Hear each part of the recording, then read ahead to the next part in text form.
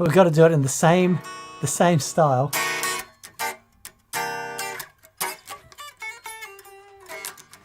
Hello. Again. Hello. We're not entirely sure what just happened, if you could or if you couldn't see us for the last 10 minutes. And I'm guessing, given that nobody responded, you couldn't. So welcome to VCQ.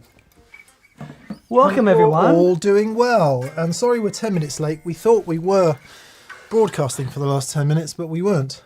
So, Oh, the hilarity. not entirely sure why that is. So we say hello to Josh Schwartz. BV, thank you for everything, as usual. Yes, mate. We say so hello to funny. Martin Tracy. We say hello to Will Wetherington and Zoota Lures. Executioner's Bong is on, and Marvin Box 51. Johnny T5E3 and Giorgio GT. Nice. Giorgio, how are you, buddy? Scott from Baltimore is on. Steve Mass is on. We know Simon V is on, and Paul Matulovic is on, and Guy Strat. Lovely, lovely friends. Yes, Sheridan's TV is on. Oh, how lovely. The whole gang's back together. Todd Roy, g'day, mate. You here with us now, says K Cole 4001. Thank you. Thank you. Yeah. G-Source Beatboxer says, Pedal Men. Very good. I like it. So, hi from Albuquerque, says Adam and Stefan Bow Reeves. Electro Marcus is on. Hi, Hey, buddy. Marcus. Hope you're well. Daniel Mincher is on. Hey, talking of Marcus Reeves, that first show did with Marcus a while back, and we had the first electronic audio experiments pedal that had been on the show. Oh, yeah. And then we did another one, and then they did the pedal with Chase Bliss. Oh, yeah. That thing. The new big time delay. Amazing. Yeah. So they are now officially big time. yeah, I mean, those of you who know EAE, but gone from a random pedal on TPS to many millions. yeah, Well done. No, it's brilliant. yeah, Very, very cool. good. BB says yes, you were not live for 10 minutes, but you are now. Okay, sorry about that. YouTube's got this really annoying habit of just logging you out. It never logs you out ever, except when you want a live stream. So there we are. Now then, Dan, I think there's some housekeeping, isn't there? There is housekeeping. Okay, here we go. Patrons. We'll be pulling two. Oh, we need this housekeeping music. Hang on, because that was so good. Hello, patrons. We'll be pulling two winners out of the hat for the April giveaway. 2 Fender pedals. Later this week. Sorry for the delay. 10 Golden Tonekins updates. Updates. Tonekin number 8, Andrew in Michigan. We're still waiting to hear from you. Andrew, Michigan. Today we need to pick a prize for Nathan in Hampshire, UK, as he received Golden Tonekin number 9. Number 9. And finally, Golden Tonekin number 10. This will be on the way to the lucky winner in Essex this week. Bloody hell, Essex. Excellent. And we have to pick his prize. We have to pick his prize, which we did. Nathan's prize. We're picking Nathan's prize. So we better put this back in because we've done this already. Okay, we've done it already, so put it on the top and pretend no one can see it. No, mix them up. Oh, okay. Yeah. There's only 3 left. There's only 3 left. Wow. So whatever we picked for you first, Nathan, we've had to pick again because we weren't live on air.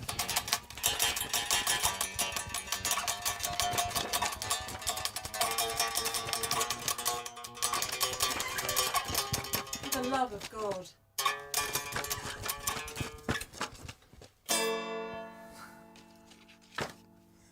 You've won 1 ticket for TPS filming, and you can bring a guest. Oh, cool.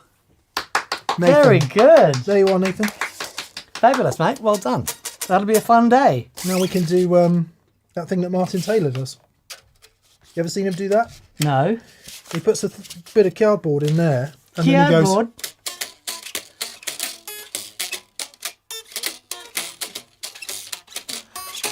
And it sort of sounds like a steel drum. Oh, is that? Oh, okay. Yeah. I see. Oh, obviously, that sounded exactly like A steel drum. So there you go, Nathan. Sounded like my steel drum. There you are. Any more housekeeping done? No, that's it. We are done with housekeeping. But yeah, that is massive thank you to everyone who bought something during the Golden Tokens. We've now shipped the last Golden Token, which is amazing. So the last Golden Token, yes, on its way to the lucky winner this week in Essex. And thank you all for your support during the reign of Golden Tokens. That was really fun. They're so cool. It is really cool, and we're looking forward to watching those prizes play out as well, because there's a lot of people going to be coming here via experience days, via pedalboard builds, via filming, live filming. So yeah, it lives on. It does. Please don't stop buying stuff. Yes. Yeah. My kids are home from uni this week, and oh my God, they're expensive. Yeah, and we turn the heating off because oil is so expensive, and it's cold in It here. is cold. It is cold. Anyway, enough of that. How was your holiday? Holiday was great, thank you Good. very much. We went to Corfu in Greece and had a lovely time, and yeah, just literally got back this afternoon, so Nice. can still feel the small bowing. That Bob Guy 8 says, I snuck on during work. Mate, we won't tell. No, Whoever you are, that Bob Guy who is shirking his responsibilities, who is like stealing from the company. give that guy a raise. Fantastic. Brilliant, mate. Yes, Ryan Guntwich Black, yes, super Chisats be off. They be off because we've got tons, not least having wasted the first 10 minutes not broadcasting. So we'll get into the super chats now. Thank you for being with us, everybody. Let's see then. First in this week shall be, by the way, if you're new here, this isn't uncommon. We prioritise the super chat, so we'll answer those first, and we will dip in and out of the chat as well. So if you're not new here, you know exactly what to expect. Thank you very much for coming back. What's wrong with you? Plexico Duncan is first in. He says, welcome back. Thank you, buddy. Thank you, buddy. It's good to be back. I saw an old friend. Catherine's mum lives in Corfu, so we go there a bit, and we've come to know quite a few of the people who live around. And I saw one of the older gentlemen, Oh, nice. and I said, hello, it's nice to see you. I said his name, but I'm not going to say it out loud. And he said, it's good to be seen. That was his reply, bless him. He was, been a while since we first met. So, Oh, that's lovely. Morley Robertson, hey Morley. He says, D&M, my Black Star has become a boat anchor, as they often do. Does that mean it's heavy? Mm-hmm. My budget got me a Marshall Origin 50. They get some hate, but I like it. It's loud and good headroom. Any speaker advice? Thanks for all you do. Is it the Origin 20 that we've got? It's killer. Which will be a subject of a show soon, actually. Yeah. Speaker recommendations. What is in the 50? I'm assuming it's going to be a vintage 30. I don't know about the Origin series, because the Origin series is Marshall's kind of entry-level tube amp, so it might be that they are not... this is conjecture, so apologies. Please tell us in the chat if you know what speaker's in there. It might be that they're not as far up the Okay. tree as perhaps the Studio series. Got it.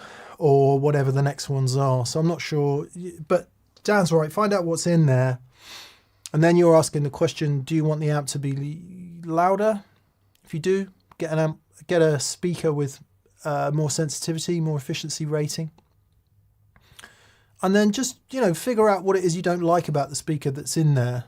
And that will hopefully lead you off down the road of finding a more appropriate speaker. It's called a Celestion Midnight 60 speaker. There we are. So that does sound like It's slightly further down the food chain than things like greenbacks and creambacks. yeah. And Well, it's midnight. there we are. It's threat level midnight. Was that JJ Cale after midnight?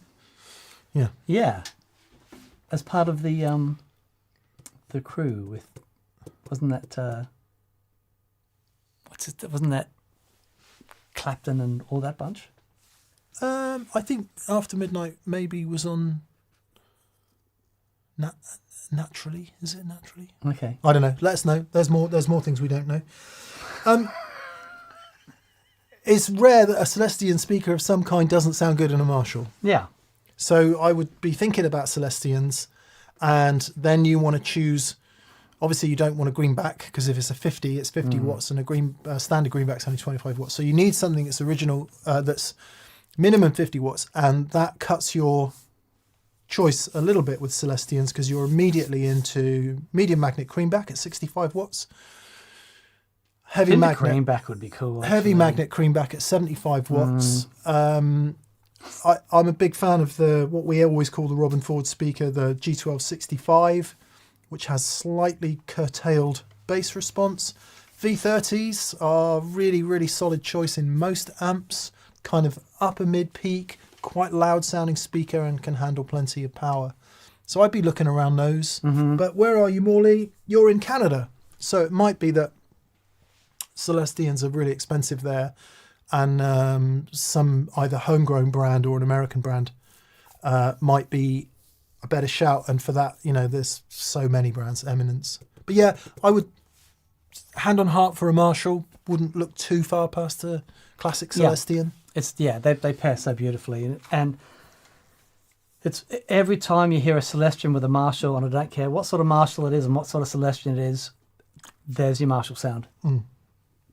And even, so vintage 30s, they're like a 70 watt speaker, aren't they?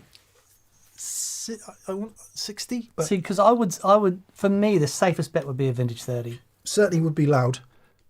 They are 100 dB sensitivity last time I looked. Right. But they're a great sounding speaker. Yeah, good. I mean, there was a point there for a long time, they were in most modern decent amps. It was the sort of speaker du jour. Now, lots of people say, oh, they're not as good as the old ones and all of that. I don't know about that. Yeah. Yeah. Electricity Music says, is there much difference between brand new blue speakers versus originals?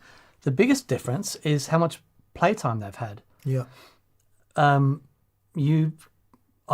had a new blue in my Lazy J from like 15 years ago, played the crap out of it, and it's so open and chimey and brilliant, and compares to the original speakers in my old 61 AC30 that, they're really good, but they give them a bit of love, take some time with them, don't expect them to be like that out of the box. They deserve to have some attention and some time and some way. Yes, they do like that. They do like that. Okay. Oh, here we go. Dexter Big B says, After Midnight by J.J. Cole was first released in 1966 as a single. Cale later included a re-recorded version on his 1971 album. Naturally, Eric Clapton also covered the song. Ah, there we are. So we were all partially You right. were right, I was less right. Hey, alternative facts, Dan. Alternative facts. It's all good these days. You can just say what the hell you want to say, and everything's fine. Johnny T, LA Johnny, says our working cock and Molly is 15 today. Happy birthday wishes. Happy birthday, Molly. Woof, Molly. It might, I don't know, Rosie might be here in a minute to wish Molly happy birthday. Rosie's been in the place where she stays. I don't want to say kennels because it's not a kennel. In the place where she stays when we go on holiday, and I'm about 3 days in, I'm like, this is long enough. I just want to go home now. Yeah. Because I miss the dog too much. Oh, man. I just have to look at pictures of her, and it's pretty bad. So I'm very much looking forward to getting home tonight. The worst thing is when you see your dogs having fun without you. Oh, no, I like that. I do like that. I'm like, kind of. He's not missing me at all. Yeah. Yeah. Well, let's hope they're not, eh? Well, happy birthday, Molly. And 15 is a ripe old age for a working cocker. Yeah. So good for you, bud. Dave Sandman. Yeah. Dave says, hi, D&M. It's a new pedal day for me. Ah.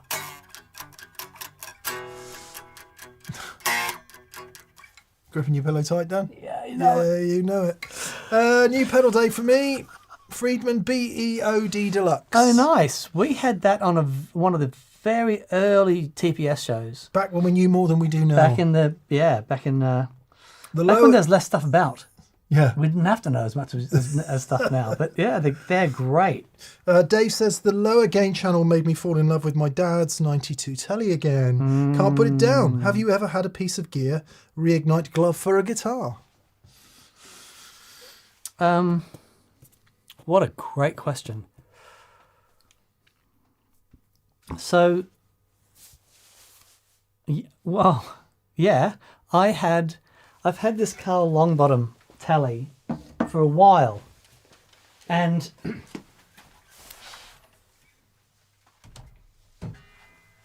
I really fought with it for the longest time. And on paper, I thought this is everything I want. But then I thought, I'm going to try some light strings on it. And I put some light strings on it, and far out, man, I can't put it down. It's just fabulous. Yeah, really love it. What condiment does it play like? Well, it's so interesting because I think this is, apart from Butters, this is the only maple neck thing, and this has got loads of like lacquer, like nice nitro lacquer on it, but it's got two Monty's wide range humbuckers in it and the Strat trem on it, and it's like the best of all worlds because it's chimey, but then from the bridge pickup it's like, ugh, but it still has clarity and snap and everything to it. It's an amazing guitar. I absolutely love it. But it's also, it's this. This is everything. So what I mean by that, the armrest, it puts your arm in, it's a much more comfortable playing position.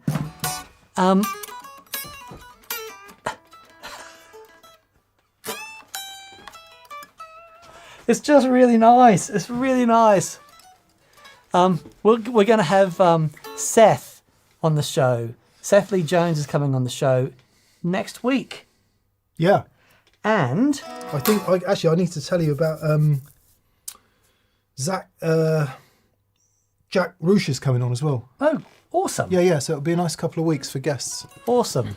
But one thing that Seth's got on his telly, he's got one like Butters, which is just, he's done the Jeff Beck thing where he's got the armrest in it. Oh my goodness, he's like what an astonishing guitar player. So anyway, and I've just, the lighter If I come strings. back to an alternative universe, parallel universe. Maybe.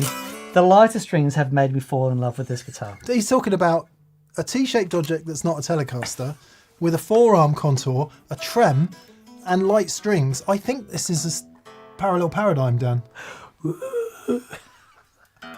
What? No, it's great. You've been away a long time, Mick. So much has happened. Well, the world is yeah. a different place. So, clock time says I've been away a week. But You blew it up. I've actually been Damn away you. like a whole round of humanity, haven't I? I've been away 100 million years. And I've come back to this. Jesus. Wow, see? Anyway, Dave, so that's done it for Dan. Happens periodically with me. The Rotosphere was the last thing that did it in a big way. Yeah, right. And then getting the 100 watt Marshall last year and immediately going out and doing some gigs with it was so cool. that was that did that. Because I definitely, Dan and I both get a bit sad from time to time. Dan maybe less so than me because he sees it via his artists at the gig rig. But if I spend too much time in and not enough time out and read too many comments online, I sort of convince myself that rock and roll is actually dead. Oh, And yeah. then when you go out into the world and practice the art of rock and roll in a standing fashion with a large amplifier and a semi-happy sound person, you realise that it's not dead. No. It's just... And people engage with it. Yeah. Still engaging with it. It's really wonderful. I've seen some really killer bands online. And I think the kids are going to be all right. There's some amazing young bands out there who are just like full Marshall stacks and, it's so great. Speaking of full Marshall stacks, I think there's a bit of fun coming in the next few weeks. That's all I'll say about that. Now then, John Fruin wants to know, Dan, how light is light? Have you ever tried 8s? I have tried 8s. Well, light, this is 10.5. No, sorry, no. 10? This is 10 to 48s. Which is, like, I'm normally 11 to 52. So, and it feels like quite slinky. So they're not just my strings, they are actually No, 10s. I got some 10s. Wow. I had some. I've got loads of 10s. Have you? Need 10s. I had some lying around. And I just thought, oh, these, you know, I'll give it a go, because it was too dark with my strings on it. It was Yeah. too, and it's like because I loved the feel of the guitar. Anyway, I put the light strings on. It just goes, wah, and it came to life. So yeah, 10 to 48s. Have I tried 8s? I have. So here's my problem with going too light. Because I love chords and I have a heavy right hand, if I go too light, and you hear it going, "Wah," when I go light on that, it goes, "Wah." It's like a car engine revving up, or like a whammy pedal at the start of the chord. So one of the things for me is that heavier strings gives it a lot more stability when my stupid right hand. I don't get the massive fluctuation in. I think whatever you use, if you change, everything has to change. Yeah, Your playing has to completely, change, and yeah. your approach has to change. So it does take a minute. So I think for any of you out there, want to try slightly lighter strings or slightly heavier ones, you do have to give it a minute, because all your intonation is out, your attack is out, everything is different. You do have to commit to it for a minute. I mean, I have said before that all the best guitar players use 10s. Oh, okay. Which is, Well, now it's true. which is emphatically not true, because we can think of many that don't. But there's a hell of a lot of great guitar players who do use 10s. Yeah. Like all of my favourite guitar players, pretty much, apart from the obvious one who didn't. But he was in E flat, Yeah, and so that's a lot of. apparently did come down a bit towards the end, Oh yeah, right. gauge-wise. Yeah, okay. So I've heard it said. Yep. Anyway, blah, blah, blah. Doc New 575 says that blue color is stunning. It's like a green. It's what I'd call that green. Would you call that green? Yeah, it's either surf green or the other green. Yeah, but it One's again, darker than the other. I can never remember which way around they are. Carl Longbottom has just done an amazing job on the color of this. It's so beautiful. Yeah, it's fabulous. The lights have stopped working at the back. That's because they've come unplugged. Right, watch. Be careful, everything doesn't go bang. Bang! There we are. That's better. I thought something was wrong. We were all dark back there, and now we've seen the light. Seafoam and Surf Green. Thank you, David Tompkins. And you'll tell me which is lighter and which is darker, and one came before and one came after. Yeah. But I think that's what drew me to the guitar in the first place, because originally it was a much more traditionally T-style guitar. And I'm like, because you've always said the most important thing is colour, how it looks. What it looks like, and what it looks like. And That's the three most important things about exactly. guitars. And I love the look of it. And I just said to Carl, can we put some wide ranges in the strat tram? And he went, yeah, we can do that. Yeah. And the Monties, these, after having tried got only 3 different sets, and they're all good, but the Monties wide range humbuckers are just spectacular. So Nice. yeah, I'm going to be playing this a bit more, because I think I'm going to, give my traditional guitars a little bit of a rest for a while. I think. It's interesting that we're both going to be doing that for a minute for different reasons. My new guitar hopefully is ready. I'm picking it up next Thursday.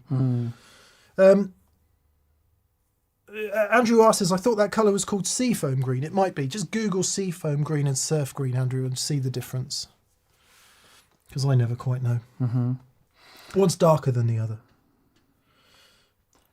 Peter Brendan Albert says, is it okay to use an amp switcher as a cabinet switcher? No! Please don't do that. I mean, an amp switcher as a cabinet switcher. An amp switcher should have one input and a number of outputs. So could you put the amp in and then the speakers out of the... Don't do that. Don't do it. Look, anything that has to do with the signal coming from the back of your amplifier to the speakers, you've got to be so careful with that. There is a company that make a thing called the Headbone, and that's by Radial, which is a fabulous product. Radial Engineering, gee, they make good stuff. And that enables you to have two different heads into one cabinet. The issue that you've got switching cabinets is that if you change... This is for you, Foresty Oggin says, fix your collar. Sorry, mate. Just been on a plane, innit?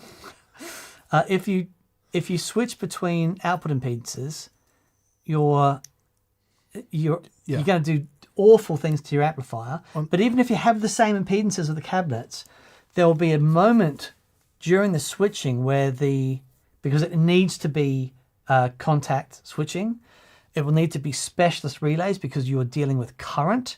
I've got to say, it's not designed to take that. No, because there's a lot of current in there. There's a lot of power coming through that. So, you just don't do it. Don't do it. Because there will be, even if you get really good current handling relays, there will be a moment when you switch where it's open circuit.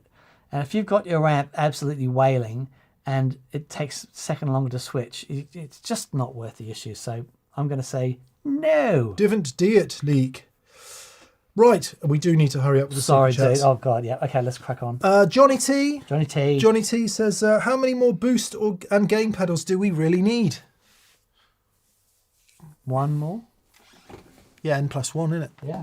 We were really surprised. Friday's show, because I understand the essence of your question, Johnny, and I think there's even times where Dan and I are like, really? Another overdrive pedal? Are you sure? And that showing on Friday, every reason for all of those to exist. Completely. Different. I mean, okay. Where are your parentheses?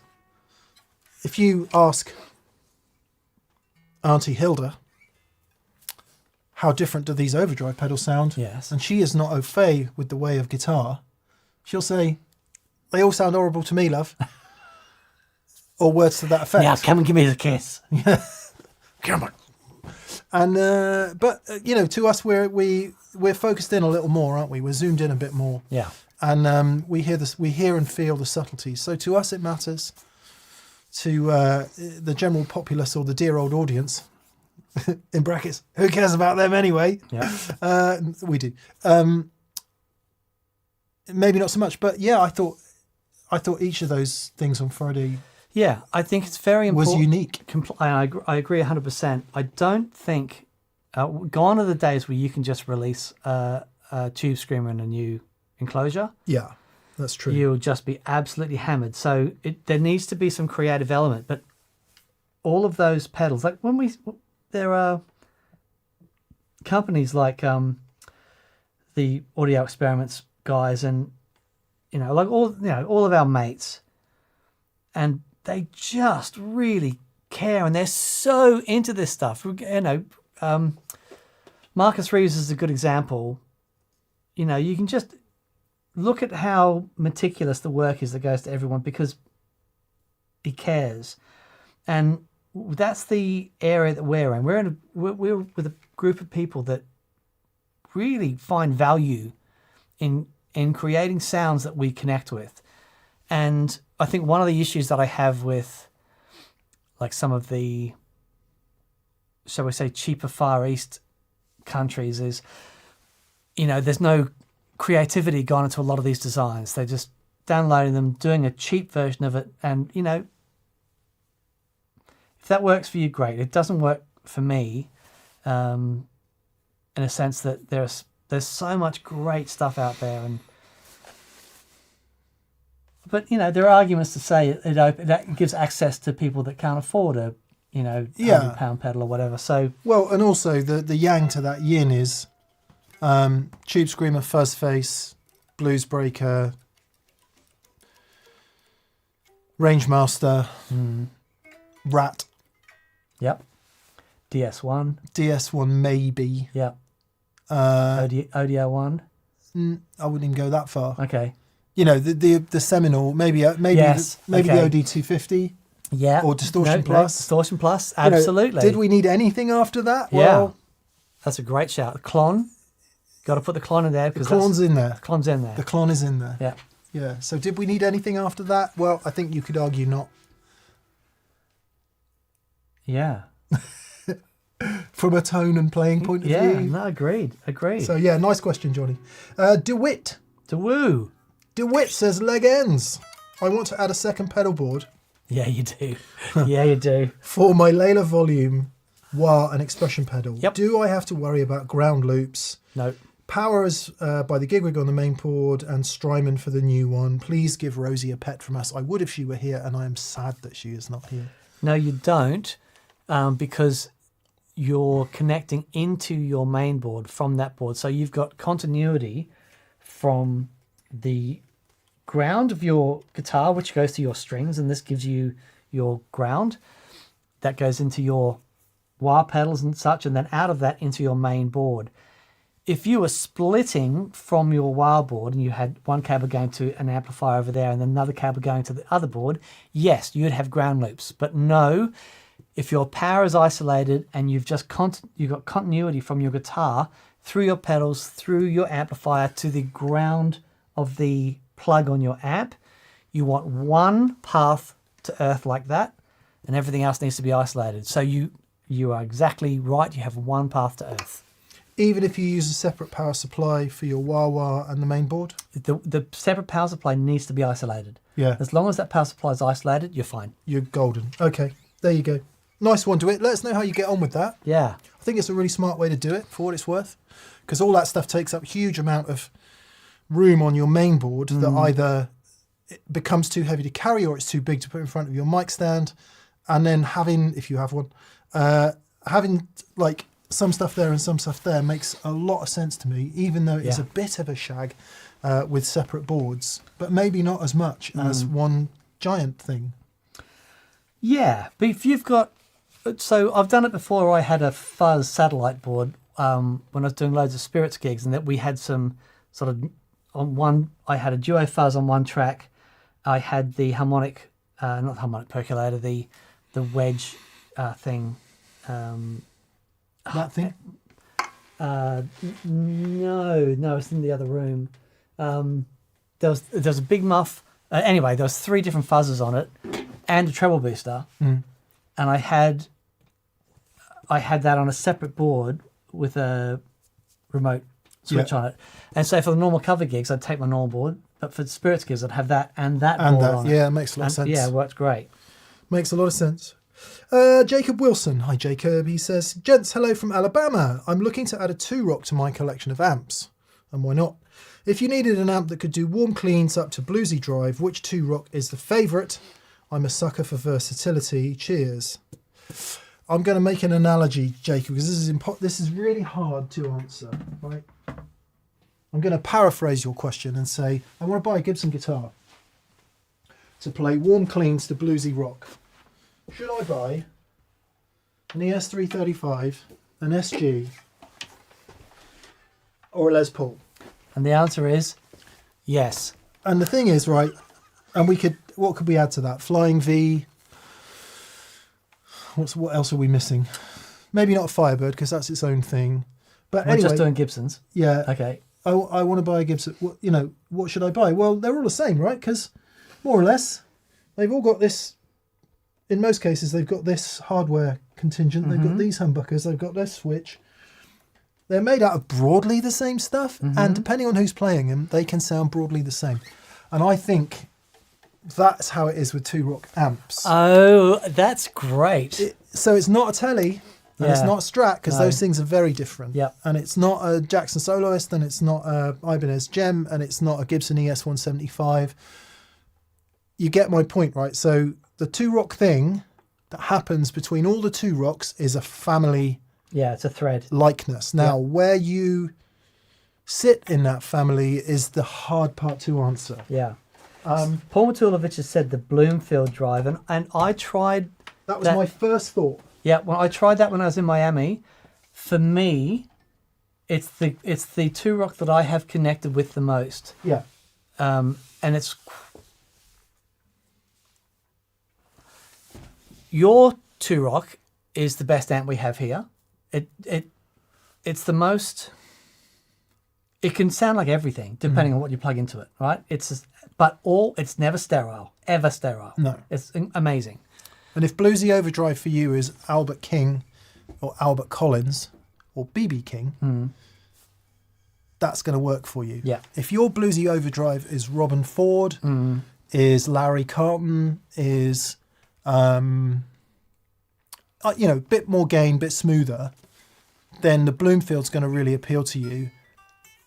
As would the new Studio Overdrive, which looks really killer. But if you want something in between all of that, I would look really hard at the Vintage Deluxe. What that is to a Super Reverb, the Vintage Deluxe is to a Deluxe Reverb. Oh. As I understand it. I wouldn't go for a traditional clean because that's just huge amount of headroom. Maybe the bluesy overdrive side of it not as well served as the other amps. Or the silver. What was that thing? The 200 watt monster. Silver Sterling Signature. Yeah, that is far out, man. Really 150 watt for the big one. Don't do that one. So yeah, I hope that helps. And then there's a TS1, right, which definitely does warm cleans to bluesy overdrives, which is the one that's there right now. Sorry, Dan was pointing at that one saying that's my CRS. It's not. That's the TS1. That's the TS1, yeah. And that's an amazing sounding amp. That is kind of, very D inspired, shall we say. So it's, if you can try and play some, because they are, like I say, they have that family thing. They definitely have a family feel and vibe, Two Rock amps.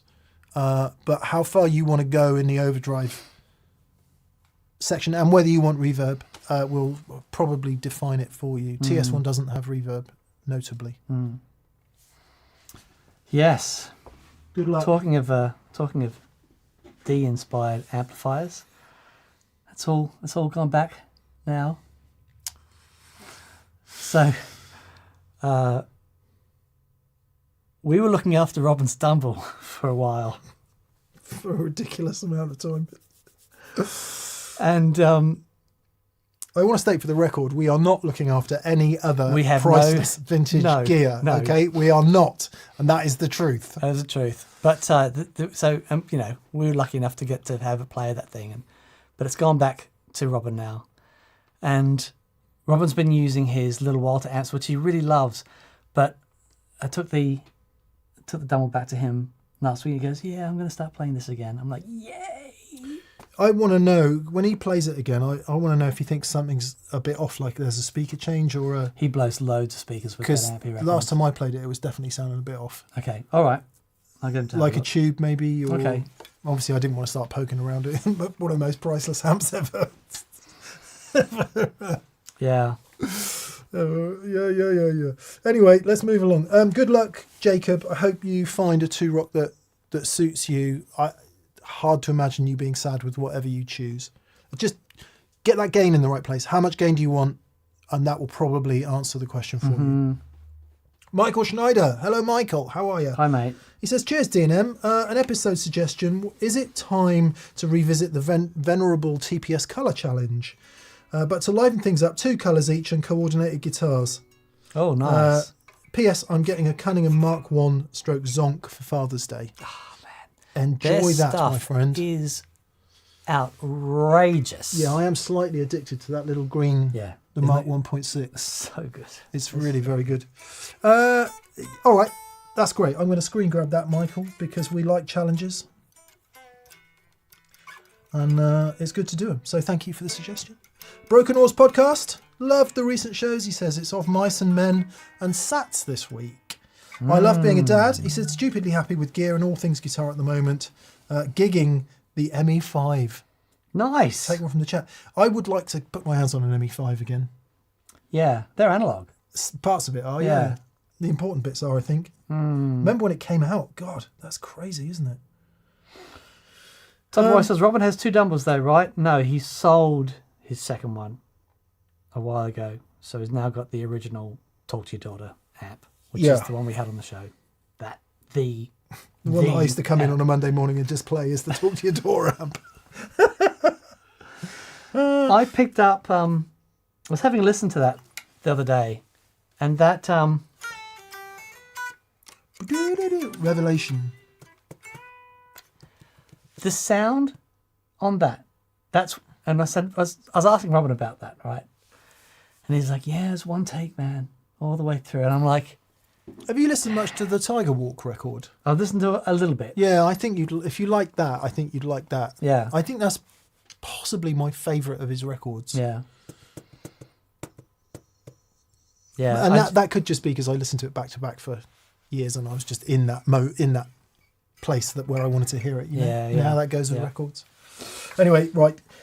So take one from the chat. Thanks to Broken Oars Podcast. DMK75, Dan, Mick, you both have tons of experience with many guitars. If you had one choice, what would you choose and why? Standard, custom shop or vintage? It depends on the guitar. Vintage guitars are very cool. They come with some caveats. If you find the right vintage guitar, they're very, very difficult to beat. But one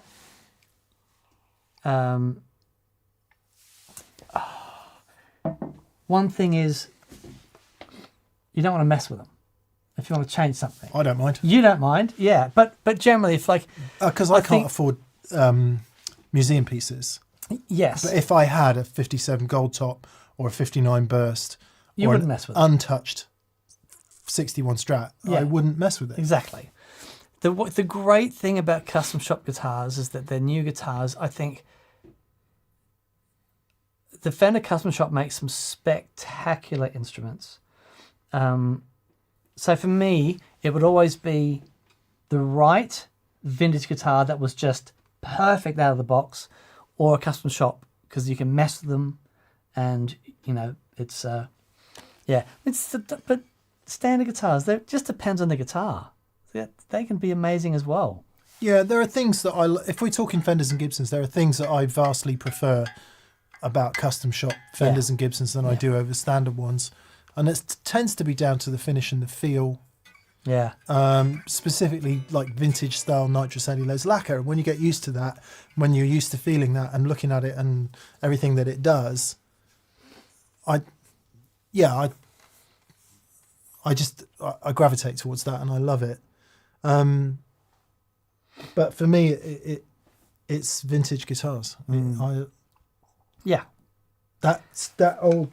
Neither of them are here because they haven't been here because I've been away. But the 61 Strat changed my life more than any other guitar. Yeah. And my favourite guitar sound I've ever heard. 65 345 changed my life more than any other guitar after that. Yeah. So they've had the two biggest impacts. Or have they? Was your most important guitar the guitar you played most when you were a kid? And we've had that discussion before. But yeah, for me, it's vintage guitars. And then, of course, we get into practical discussions. Can you take them everywhere? And it is a bit of a hair-raising moment. Like when we did our gig 2 weekends ago, I had both of those guitars on stage. I had no eyes on them all night. I mean, to be fair, the stage was kind of buried and you couldn't really get to it. Right.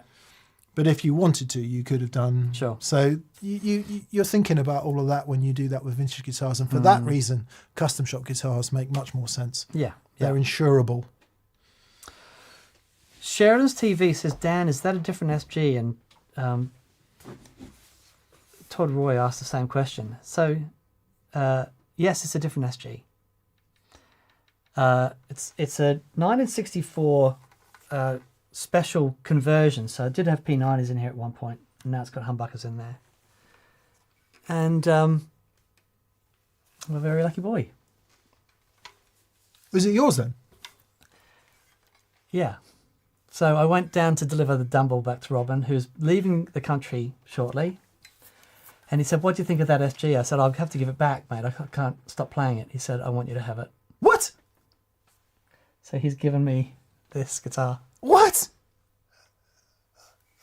What a generous dude. Yeah, What a I can't. lovely gesture. Yeah, I can't quite believe it. But and there's loads of pictures of Robin playing this guitar. He's And given he it got to it you. from Manny's. He's given me this guitar. So yeah, yeah, I still can't quite believe it. But he said, "I want you to have it, man." That is nuts. Isn't it? What? How generous is that? Yeah, I was not expecting it. Well, who would expect that? Yeah, I know. Congratulations. Oh, thank you, mate. How lovely. How Yeah. lovely, how lovely, how lovely. Lots of people saying about vintage and modern guitars. You know, I'm glad I'm not fussy, says Evan Ward. All these amazing vintage guitars, and here's me still jamming on my Squier Telly and Epiphone 235. Evan, hey Stuart, so would we be if we hadn't have had the good fortune to get into this thing and just do a bit of buying and selling. Remember, it's our job, and it has been. It's been my job for ever since I was 22 years old. So would we be, right? And we would be no less enthusiastic about it. But Yeah. sometimes, either through a bit of happenstance, a bit of luck, or a bit of pain, as it has been for both me and Dan at times, you trade up and you get something else. Yeah. And so there's no shade on more cost-effective guitars, because if that's what we had, that's what we'd be bloody playing, and fine they would sound too. Yeah, completely. So it's no shade on other stuff. It's just if you have the opportunity yeah. and you make some foolish decisions. I mean, the first, if I was using, as we all did, we used budget gear when we're starting out. The first thing I'd upgrade would be the amp. Yeah, me too. Because you can set up, guitars nowadays are great, and you can set them up to be absolutely fine. But, the amp is the voice. Yeah, I mean, so through all my younger playing days, I had a Japanese 70s reissue 3-bolt big headstock Strat, which I set fire to and shot and did all those things that you've seen. I spent all my money on amps. Right. So I didn't get a decent, sorry, Dad, because you bought that for me. I didn't get an American guitar. I didn't get a posher American guitar till I was in my mid-20s. So I had a Japanese guitar that I had since 14 years old, and I spent all my money on amps because that's where you could make the biggest difference. Yeah, for sure. Yeah. For sure. Yeah. Here you go. There's a quick picture of Robin playing this guitar. Let's see if I can find. There you go. There he is. So, yeah. Everyone's saying, wow. So, yeah. Thanks, everyone. It's pretty wonderful. It was a good day. UESNYC keeps asking, what telly pickups do you run, Dan? UESNYC, you probably need to watch some more of our videos, specifically on Dan's red telly, where we go into it in some detail. But the red telly has custom shop pickups and a Don Mayer. Don Mayer on the neck, which have been faithfully recreated by our dear friend Matt at Monty's. And they're just, red is such a singular guitar. It's very cool. And this, I think, whoever was asking before about which, if you could only pick one, but if I could only pick one guitar, of course it's going to be this. This is the guitar that I've, connected with the most, and thousands and thousands of hours of playing time in it and gigs, and it's still just but the pickups are just very, very singular to this instrument, but the Monty's versions are really spectacular. And a couple of guys have sent me their red builds they've done with the Monty's, and they're just like, oh, this is it. Such a cool thing. Turd Ferguson. Hello, Turd. He says, do you ever mess with pedals for vocals? I recently got Death by Audio Echo Master, and it gets a killer Echoplex sound. Also, it's what King Giz uses, presumably in King Gizzard and the Lizard Wizard. They're amazing. Have you heard them? I can't get past the name, unfortunately. They Musically, they're astonishing. Yeah, so I've heard. Absolutely astonishing. Just add them to the 17,000 bands I need Oh, to listen yeah, to. I know, yeah. But yeah, pedals for vocals. I bought one of those TC Helicon things once to do harmony and some other stuff, and just it was a disaster because I didn't really understand it, and I spent more time thinking about it than I did singing, so I gave up on that. However, a nice reverb and a delay, absolutely, absolutely. And now, what gig are you doing? If you're doing, if you're going to a nice front of house somewhere and you go, yeah, mate, I've got my delays and reverbs. Please use these. The engineer's probably going to look at you a bit squarely. Yeah. Unless it's so specific to what you do. For example, it's an essential part of different vocal parts, and you require certain delays and reverbs, and you explain that kindly to the sound engineer. They're probably going to be like, yeah, mate, just leave all that shit off, please. But if you're on your own PA and you can dial it in. and you can dial it in, and that's your sound, absolutely. And I tell you what's the last thing we all think about as guitar players? The vocals. The vocals. Yeah, which is the most important and thing. it's the most important thing of any band if there's singing in it. So Unless you're Andrew DePonchine. Yeah, that's what I said. If there's any singing in it, But they have to go. they do have singing. Oh, yeah.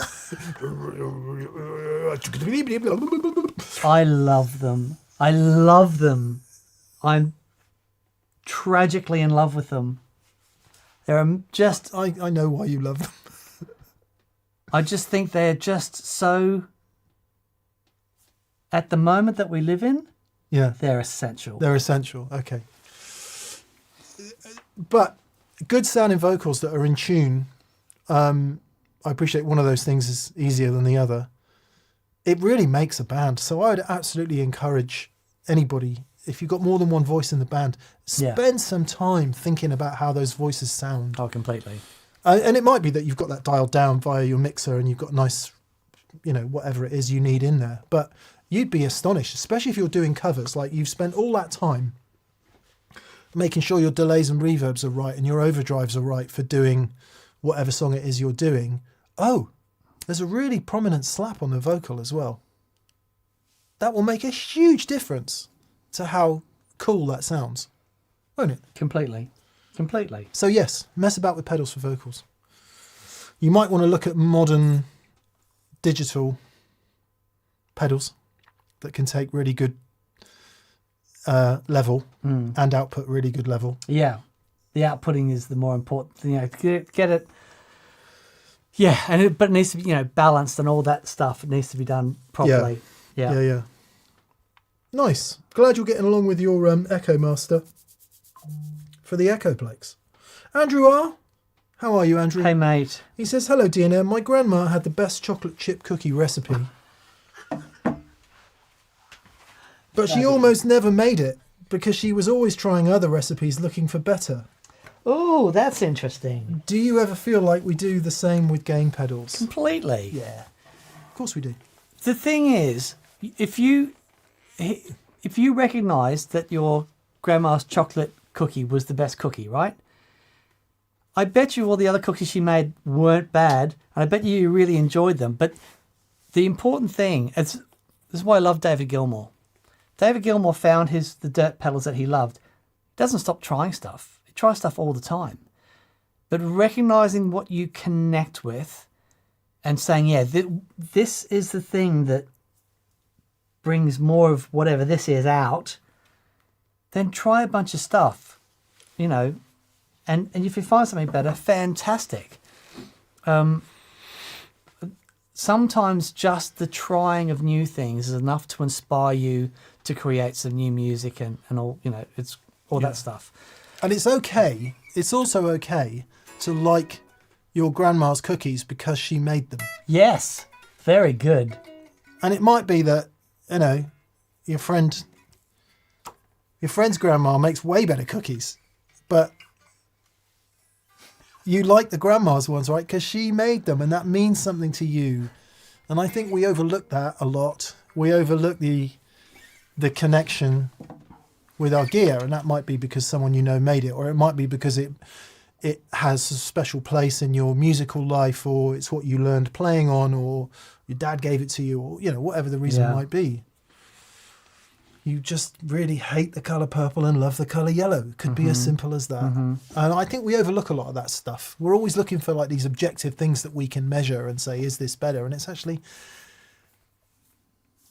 without getting too tangential, there's just incontrovertible proof everywhere you look that humans are anything but rational.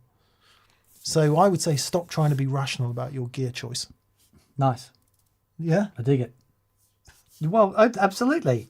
There's You're nothing trying to- rational about it. No. You're better off not doing that damn thing in the first place and going planting vegetables or investing in the stock market, Dormant says, a TPS in danger of liking all the cookies, as you know, all the grandmas. Oh, well, there is that. We love all the grandmas. Yeah. Except that all the grandma. cookies. They're all great. They're all great. God bless them. Well, it's context, isn't it? It's context and use. What you're using it for, where does it fit? And there does come that point. So there comes that point, a bit like practicing the guitar and playing. There's a time for messing about and trying all the cookies. And I'm not sure where this analogy is going. But then you find that one cookie. No, but when it comes when it comes time to go Get and down play, on one knee. will you cookie me? Will you be my cookie forever? I will bake you forever. Yeah, and there's a time for doing all of that, isn't there? And obsessing and getting into the weeds and listening and comparing and A-Bing. The second you get into any performance situation, you forget about all of that. And then it genuinely doesn't matter whether it's a £19 DS1 clone or a completely. clon. It doesn't matter at that point. Yeah. You run what you brung at that point. Yep. Great. Yeah. Do you like my hat? It's a nice hat, Dan. Do you like the hat? Yeah, where'd you get that from? I got that from thatpedalshowstore.com. Check out the new hat. Honestly, these hats are amazing. Hang on, let's see. Tell me if you can see it. Look at this. Look up a bit, Dan. Yeah, there you go. Nice. Somebody very talented must have designed that patch, Dan. Did you do that? Yeah. You're good, man. Not worse. But they're like cord hats. They're so comfy. They're really nice hats. Really great They've hats. come out better than I thought. This is all embroidered, by the way. It's not actually a patch. They are available from that pedal show store right now. They're Actually, great. I think most of you guys bought them already, so thank you. Yeah, they're really, really fabulous. Buy another one. Yeah. So we can put the heating on. Scott Curry says, I have the same hat, Dan. Isn't it good, Scott? Do you like It's it, so Scott? good. Joshua Schwartz. Hey, Josh. He says, happy Monday. Dan, how is the volume knob cleanup on your Dark Side of the Moon DevTech Fuzz? It sounded great on the board build demo. Thanks so much. So it is wonderful. That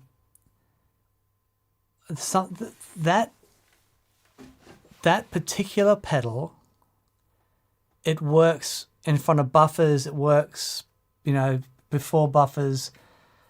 It's just such a great circuit, and so the cleanup is pretty consistent no matter where it is, because I move it around depending on the song as well. Yeah, it's a really fabulous thing. Now, I will say it doesn't clean up in the same way that a vintage germanium transistor, like, oh, yours is silicon, isn't it?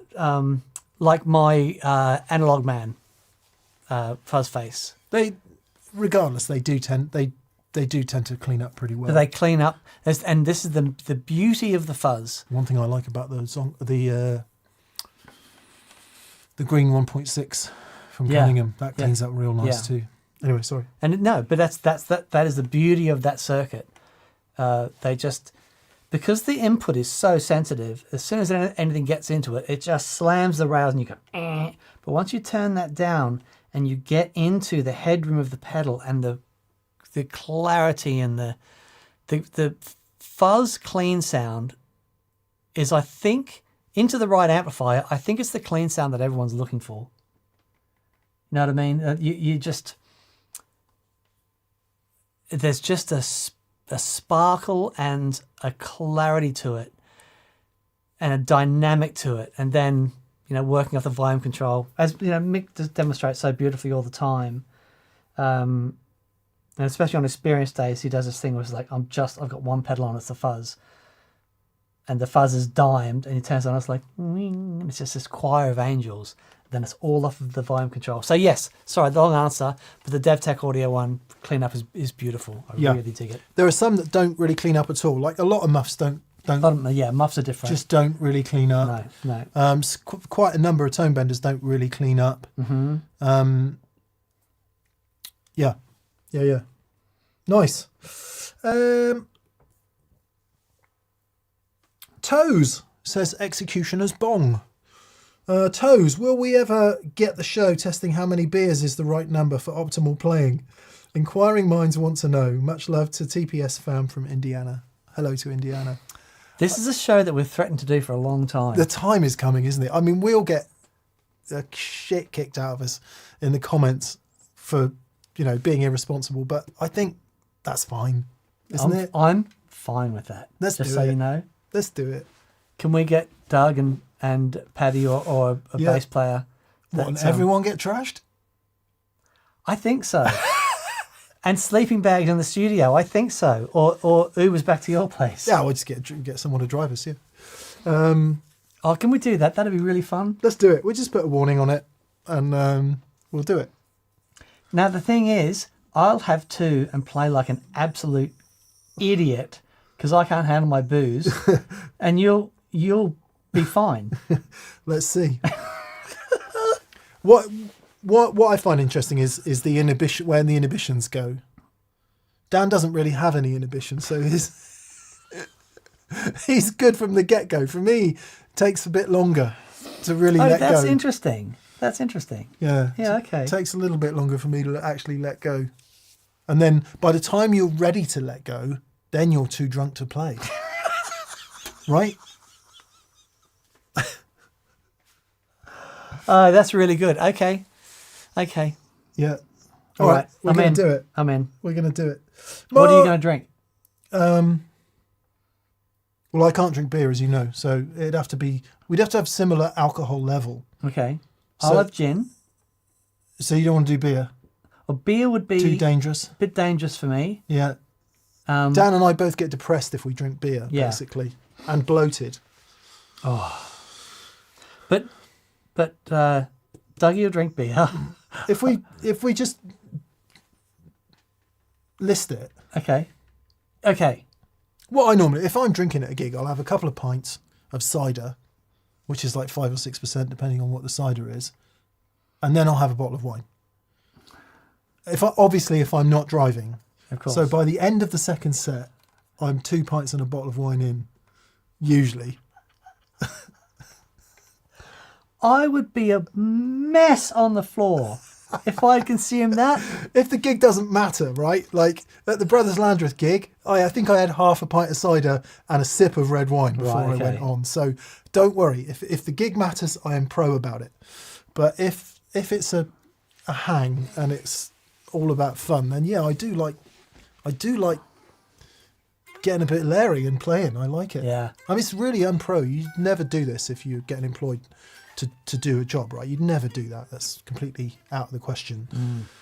But if you're hanging with mates and doing it for the shits and giggles, Okay. let's do it. Let's do it. That's Let's a great do it. show. All right. And just see how roundly criticised we get. Okay. Tequila is right. Oh, says Staticus. I can't drink that stuff. I mean, we could spice with a couple of shots, couldn't we? Simon V says, I don't drink at all. Never been drunk. That's interesting, Simon. I've got a few friends who are going through giving up at the moment. And that's interesting too. I thought heavily about that. Thinking heavily about that. Yeah. I can't drink at all anymore, says Will Wetherington. Yeah, I got a few mates the same. He says for heart medication. Yeah. Chris Quinn says, cider and wine, don't worry, you'll trip over the hem of your long flowering dress. Can't drink beer, Chris. Unfortunately, it really hurts me to drink beer these days. You need Pete there too, says Wes. No, Pete can't drink anymore either. Shrooms episode, please, says the guest. No, I definitely don't do shrooms. Ooh, Faster Thing says Derek Trucks has a new whiskey. Oh, well. He can come on to promote his new whiskey, and then we'll all get hammered together and we'll see who's the last man standing. And it'll be me with a slide going, slide this. A. Stewart says, I'm 11 years sober and I don't judge at all. In fact, I fully support this endeavour. Thank you, A. Thank you, A. I think this is probably BV saying, please hurry up. okay. Bless you, BV. He says, what about around Christmas time for the drinks video? That's a good shout. That is a good shout. That is a good shout. Thank you, BV. As always. James Blessed, haven't had a drop for 5 years. Good for you, mate. Well done, mate. Good for you. Yeah, for anyone who has been a drinker and doesn't drink anymore, good on you. Matt Swanson says, I would pay to see that. Well, there's an idea. There's an idea. There's an idea. There's an idea. If you want to see Mick and Dan get horribly drunk, you have to pay and sign a waiver. It's really, Paul says, would you dare do it on a live stream where you couldn't edit it? Well, it would take too long.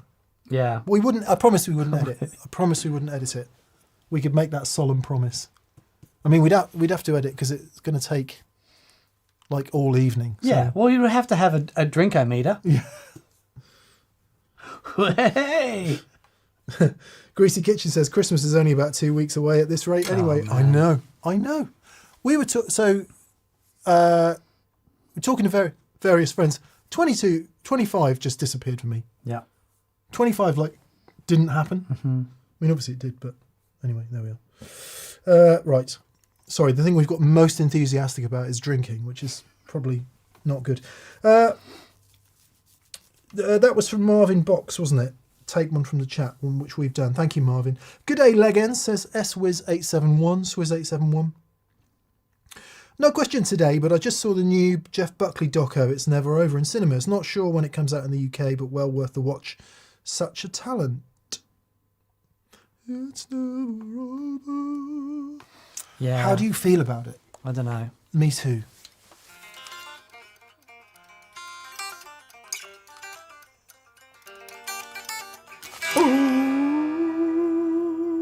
You got a dance tune for that bit.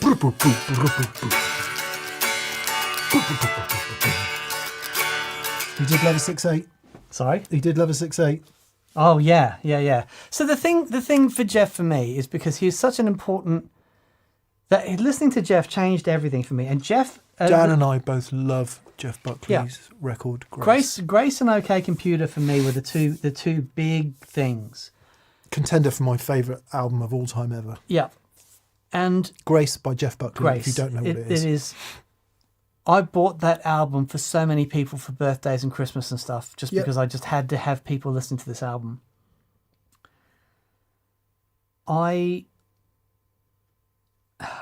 What's it? Messages to My Sweetheart, the Drunk, whatever that is. I just don't. Yeah. I think that was. He didn't really want some of that. No, he didn't want that put out there, and it was like, as far as we're aware. Yeah. He died young, by the way. Yeah, it was tragically, and member of the 27 Club, was he? Or am I making probably? I don't know. I just hope it's not people cashing in on Jeff. That's all I hope. He was 30 when he was died. 30, okay. So not the 27 Club at all. Yeah, well, we should watch it. We should watch it. Or do I not going to cut, I don't know anything about him, so it would be nice to know something about him. Yeah. Other than who his father was, but yeah. But what a talent. What a freaking guitar player. Just unreal. Just unreal. So, yeah. As long as it's great and it's not just like we've pieced together these bits of footage that we have and there's 5 minutes of footage and everyone else talking around, it's like that would just drive me crazy. 95, yeah. Yeah. It's fascinating that, isn't it? So you think about because there's many people who have great talent, but they sort of float through the universe and then happen to combust, for want of a better word, in a time and a place with some other people that just amplify it, that talent, that focus it and that point it. Beatles, you could say the same thing. Yep. It required a time and a place and a coming together of those elements in order to make it this Completely. thing. Yep. And you change any one of those elements, and it goes away. it goes yeah. away. It's Yeah. such Or it is greatly diminished, shall we say. There's a wonderful video of Joe Strummer talking about this, and he's looks into the camera. He's like tears in his eyes. He says, "If you have a band that has chemistry, he says you don't mess with it. It's the most magical thing, and you can't fake it. It's the after all the stuff that he'd been through with drummers and such, and yeah, it's a very, very special thing. If you've got chemistry in your band, and man, it's a wonderful, wonderful thing. It is. Yeah. Yeah. It's also awkward in bands because it can be the thing that makes the band good, but which also causes all the problems in the band. Oh, sure. I mean, look at Fleetwood Mac. Yeah. None of them wanted to leave. They couldn't stand each other, but none of them wanted to leave because the band was freaking magic. Yeah. And you take any elements out, and it's not the same thing, Yeah, so good. Steve Mass. Hey, Steve. Hey, How are you? Steve. Nice to hear from you, bud. He says, why did I put heavier strings on my Evertune equipped guitar when I have arthritis? Because string buzz is worse than the pain. Oh. We touched on this the last time, didn't we? Yeah, string buzz is so interesting, isn't it? Because one person's string acceptable string noise is another person's deafening roar. I think it's a question that maybe guitar techs get asked more than any other. Yeah. Well, guitar techs tell me I'm wrong. How low can this go? Oh, it's buzzing. I think that happens a lot. Mm-hmm. But glad that it's working, Steve. Yeah. We did say we were gonna borrow an Evertune guitar, didn't we? And somebody offered. Yeah. We had that video we did years ago with Devin Townsend. He had never tuned bridge on his guitar. And it's such a cool thing.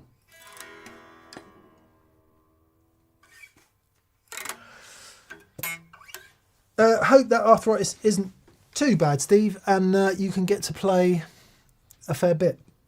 Paul Matulovic. Hey, Paul. Hey, buddy. He says, wow, leg ends, you work quick. I bemoan B-Tronics not having all modulation features on the top panel when they release an updated version the next day. Thanks for getting on them, I jest. You're welcome. They are doing lots at the moment, They're aren't they? smashing it. We have we're going to film a show on phasers tomorrow, and we have one of their phasers on the show. Mm-hmm. But they did a simplified delay. Is that what you're talking about, Paul? Maybe? They did a simplified version of one of the pedals that we did. Okay. Was it the BBD? Yes, the BB, yeah. Something like that. Yeah. You might want to confirm or deny, Paul. Nice to hear from you, buddy. Hope you're doing great. Chelino says, which one of you owns the most gear? There's got to be a tie at this point, isn't it? It's pretty... If you're not including... If you take out what TPS owns, it's probably me. Okay.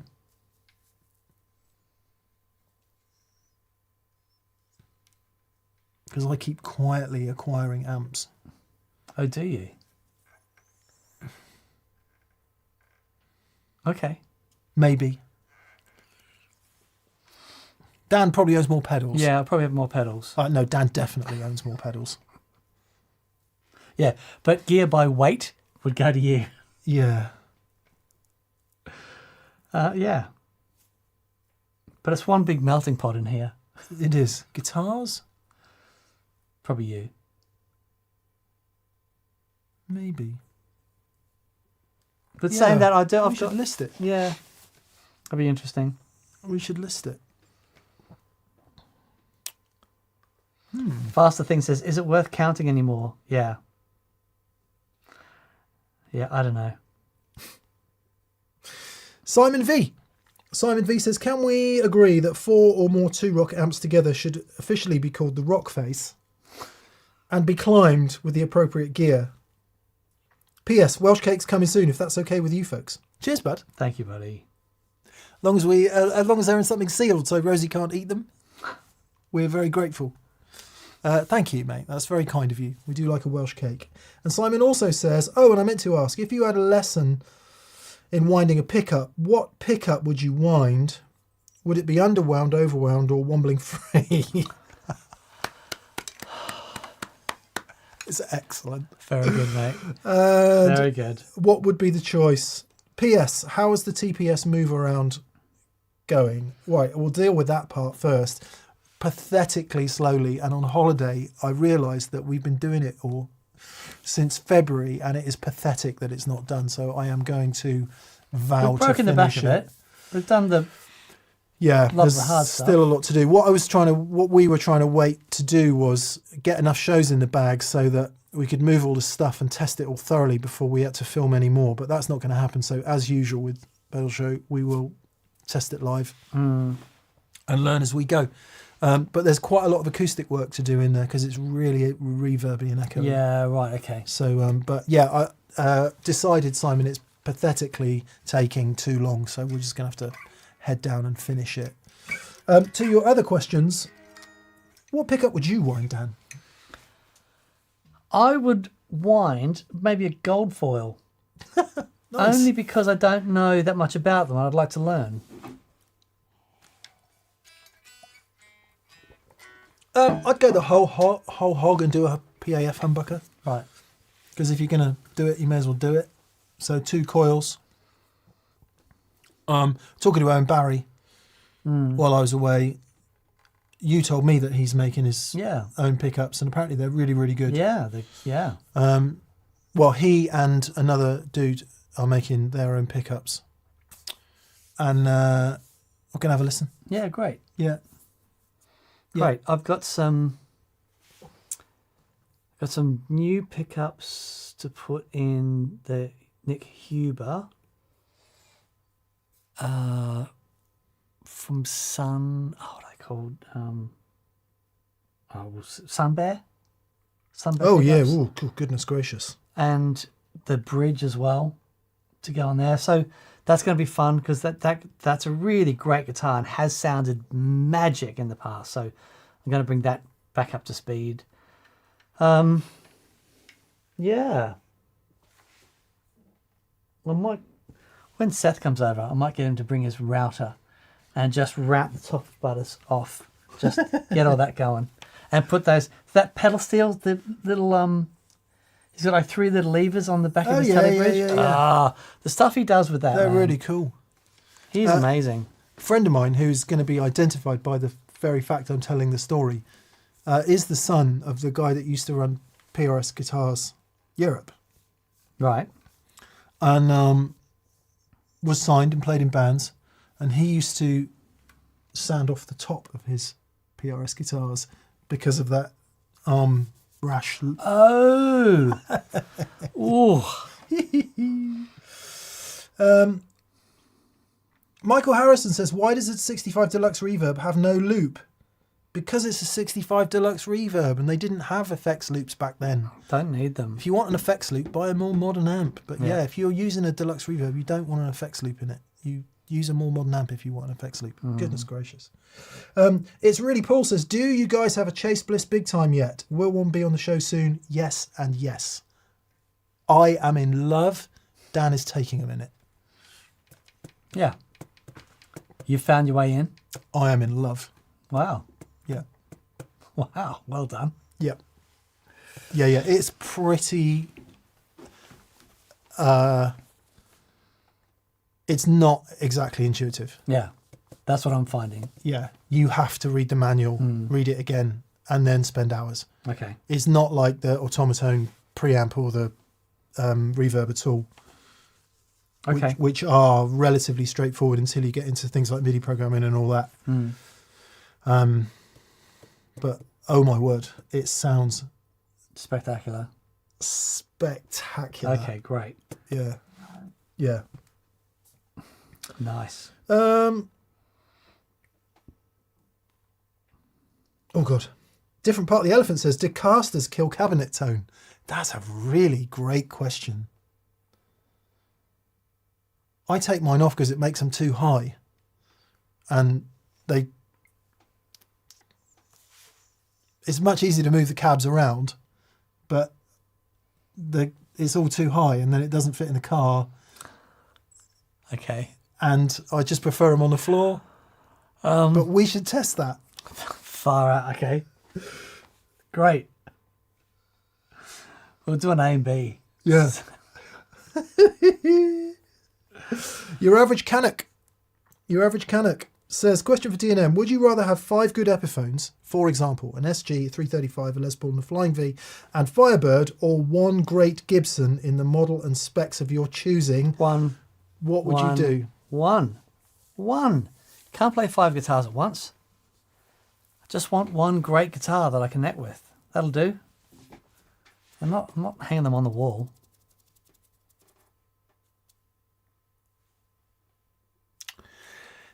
If you'd asked that question before I bought this guitar, I would have said exactly the same thing as Dan. Okay. But this is such a good guitar. Yeah. It's a really good guitar. Like if the 335 and the Les Paul and the Firebird Firebird. were as good, It's yeah. I might have to say. But here comes the sting in the tail. I am mad to the point of boiling that this is all metric measurement. So I can't change any of the damn hardware from my favourite Zhuji boutique made by a man with a beard in a shed in Germany hardware. Because it's all the wrong damn size. So I will be selling this guitar. Really? Along with a bunch of other stuff. Because I need to raise funds. Okay. For something else. Which is annoying. Because it's a really, really, really good guitar. But it's got all the wrong size bits on it. Okay. It is a great guitar though. So now I have to buy a bloody Gibson one, which is like stupid money. You're going to buy a real one? No. Because to rewind right back to your point, Yeah. we all go through phases, right, of acquiring stuff and going, I just want to try that. I want to go there.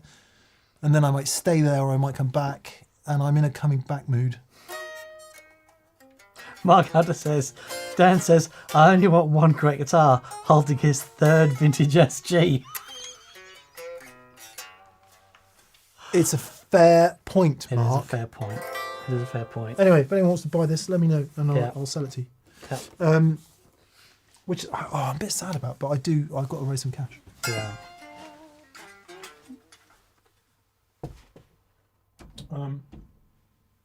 Yeah. Well, I think I'm going to sell the other SG. I know. Have a guess what I've got to raise the cash for. No, you don't be silly. No, I don't want a vintage SG. Well, I do, but it's some way down the list. Oh, mate. I know. Okay, all right. I know. Big days. I Big know. days. These are big days. I know, but it's like, Big days and small days. yeah. It's like in 13 billion years of evolution, it doesn't actually matter. No, I know. If we have that context. I mean, I'll never sell the Junior, but now I've got this, and I do love this guitar. You know, of course, the 62 is an amazing thing, but this is obviously very, very special to me because of obvious reasons. And now, if I'm going to pick up an SG with humbuckers, It'll be that one. it'll be this one. So, Fair and the other play, guitar mate. is so amazing, and it needs to be played. Right. It deserves to be played. So, I'm a bit sad about that. If I had the money, I would buy it off you. yeah. But anyway, Well, it is it's what not it as is. if it's not as if we're Yeah. lacking for choices of guitars. We're doing okay. Apparently, there was 5 billion years where basically nothing happened. I know. Like 5 billion years. And then this comes along. So It's all about context, isn't it? And perspective. There we are. Hopefully that answered the question. Your average Canuck. Paul Matulovic. Paul, he says, a bit of market speculation on a fray for the aglets to tie. It seems that Fender pedals prior to the Hammertone jobbies are fizzling. Seemed well featured and designed. So why do you speculate that is? When you say fizzling, do you mean fizzling out? So when we met, what was his name? Yeah. The dude that designed them at NAMM. Yeah, and they were really, really well spec'd and well designed. Great features, sounded good. What was his bloody name? Remember it in a minute. Yeah, I don't know. Do you mean fizzling out? Is that what you mean, Paul?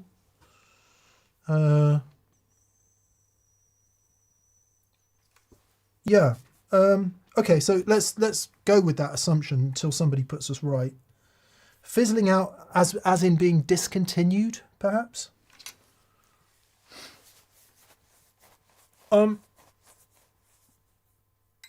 Well, okay. Here's what I think. Pedal market saturated. Literally and figuratively. So you got to sit somewhere. Now, if you're Vemuram, you've got no problem. Yeah. If you're Joyo or, a cost-effective brand that has good market penetration, you got no problem. I would have thought Fender was in that world where they have excellent market penetration because they've got good availability in stores. Now, as we know, vastly more Guitar Effects pedals are sold online than they are in store. So maybe being in store doesn't matter anymore.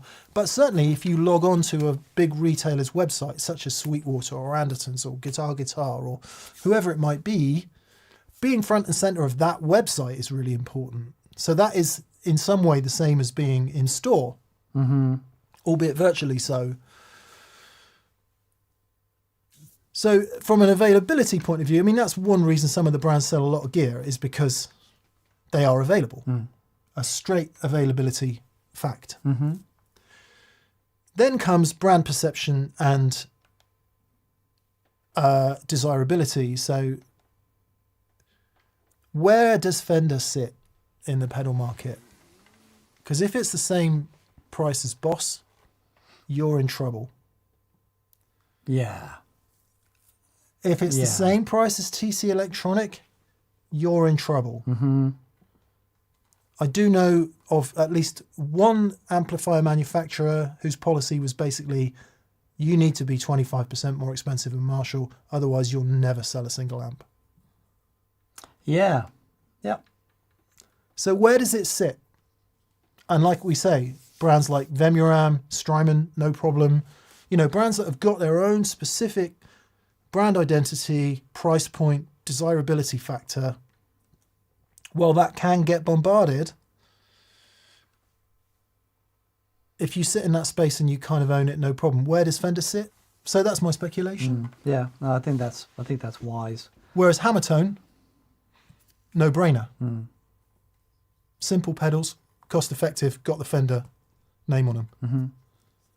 Because I guess they're a fair bit more cost effective, are they, the Hammertones?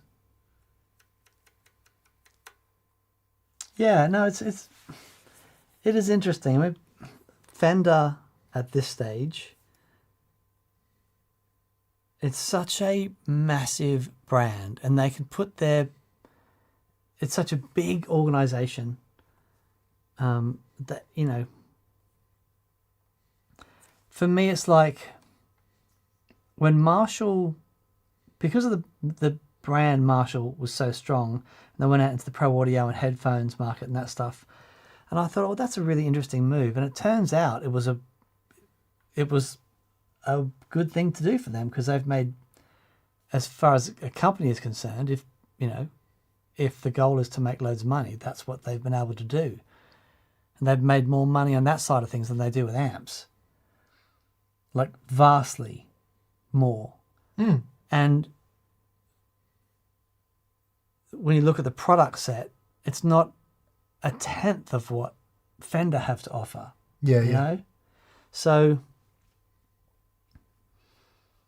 they're the sort of company that can just dip their toe in the water. And it's like, there's an analogy, is like firing a slingshot or firing a cannonball. So for a small outfit like, Mick and myself, when we do if we do a pedal and we design a pedal with someone, say we do 500 pedals, and we've got a lot of subscribers, a lot of you people out there, God bless you all, it's really supportive, but that is a lot for us. That is a massive risk. But for someone like Fender, it's a drop in the ocean. Yeah. So that way, we'll do 5,000 overdrives, and it's like, it's a tiny percentage of their budget for that month. And, that's dipping their toe in the water. So, yeah. Yep. So maybe that's our thoughts on it. Fender is also, did it float in the end?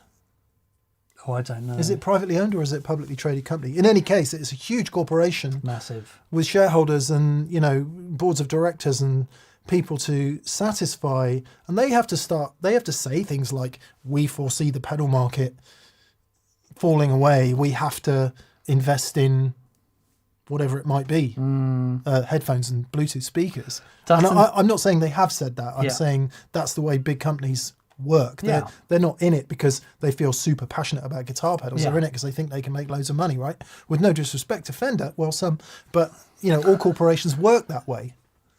That's money first. Dustin Thiesener says, the thing is, it wasn't Marshall delivering into that market. They were acquired by a company already doing that so they could slap the Marshall logo on.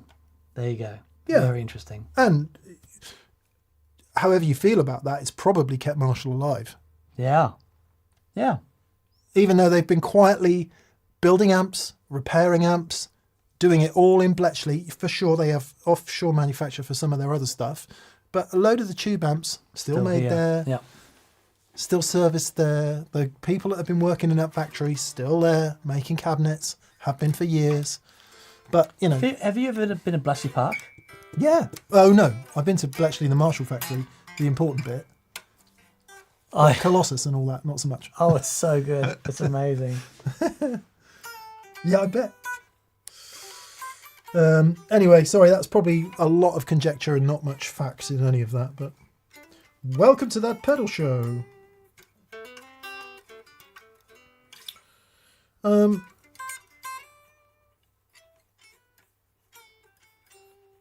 Nice.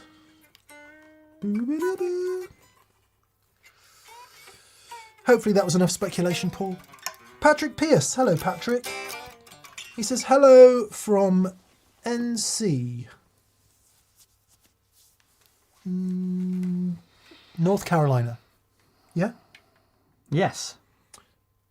Please make it New be- Charleston. Yeah. No cheese. Been on the hunt for a 335. Thoughts on a 70s to early 80s versus 2000s custom shop versus Murphy Lab. Is older always better? Tough to find a place to compare all at once. Thank you, gents. It is such a journey. No, older is definitely not always better. 100% Yeah. where Gibson's concerned. For me, the 335 is probably the guitar I've played with the most variants, the most different neck shapes, the most... I remember playing a guitar in Australia, 335, that I absolutely fell in love with. And the other guitarist in the band says, I've got a black 335 that you can use for a couple of shows.